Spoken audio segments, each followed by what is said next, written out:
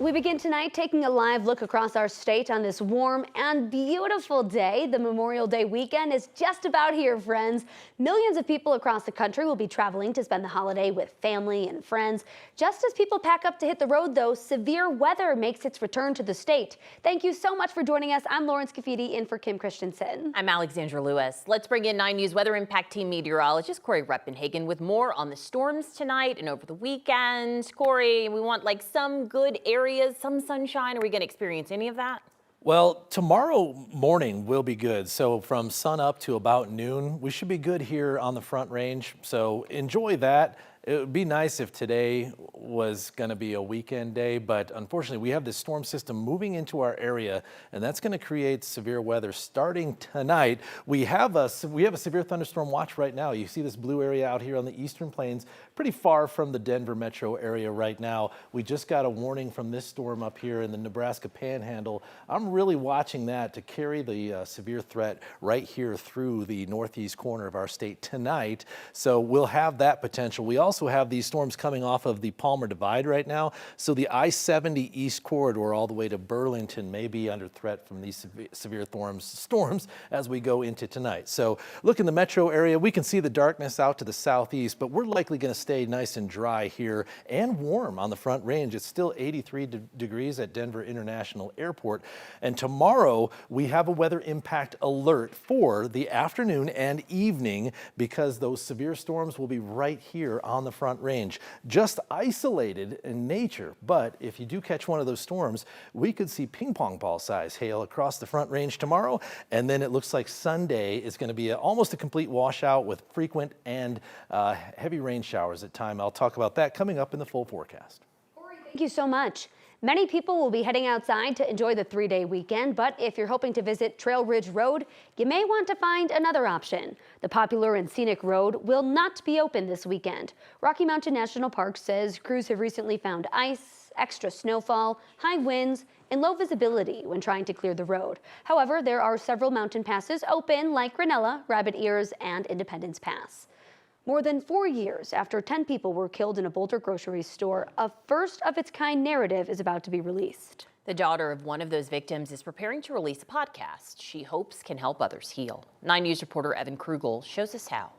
There's also regular milk. Breakfast with kids often involves eating on the run. I know. Erica Mahoney You got her? is used to this Yeah, let's go sit outside, yeah. because for her, family comes first. Hello. But for every meal with family, there's an empty seat at the table. Oh, that's the picture of my dad. I put him out this morning on the brunch table just as a little reminder that he's still here with us. Her father, Kevin, and 9 others were killed in a mass shooting at a Boulder grocery store in 2021. We talk about senseless gun violence all the time in the U.S., but also when you go through loss, it's really hard to accept that this has happened, and you live in a state of denial for so long.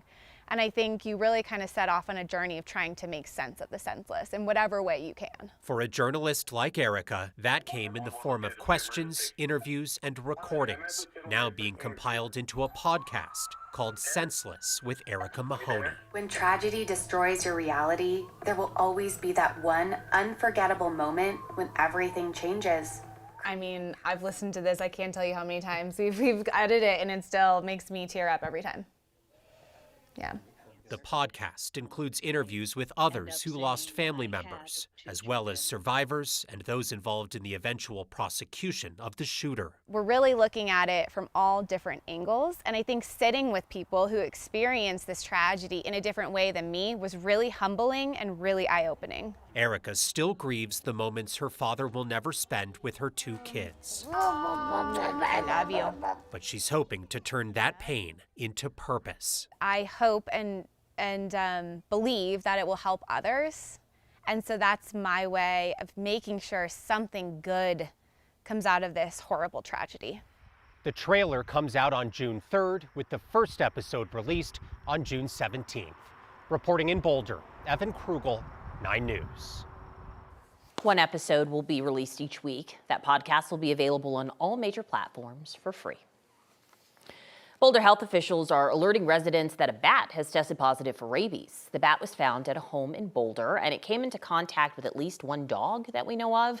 Make sure to always keep your pets away from bats and don't ever touch one yourself. Rabies can spread through a bite or a scratch from an infected animal, and sometimes their tiny little punctures may not be easily seen. If you were ever bitten, you want to get medical care quickly. Denver public school officials say everyone who works for the district should be paid. Several employees said they did not get their paychecks yesterday as they expected. The school district confirmed there was an issue with their bank. DPS tells us that all payments have been made as of this morning. If anyone has continued issues, they should call the district. Listen to this. A Girl Scout who saved her grandfather's life during a medical emergency received the Girl Scout Medal of Honor for her heroism last week. 17-year-old Hayden Christ found her grandfather confused on the ground with a noticeably red leg last December. She knew something was not right, so she called 911. She calmly explained her grandfather's symptoms to responders. He turned out to be dealing with multiple things, including sepsis and cellulitis, which could have sent him into septic shock. Hayden's quick thinking earned her the Medal of Honor and, more importantly, saved her grandfather's life. I felt calm, focused. I just knew that I had to make sure he was in safe hands, and I didn't want him to further decline, and I wanted to make sure he was safe. Hayden isn't only a hero to her grandfather. She actually went on to create a project that educates Girl Scout camp counselors. It shares information about 20 different medical conditions and disabilities.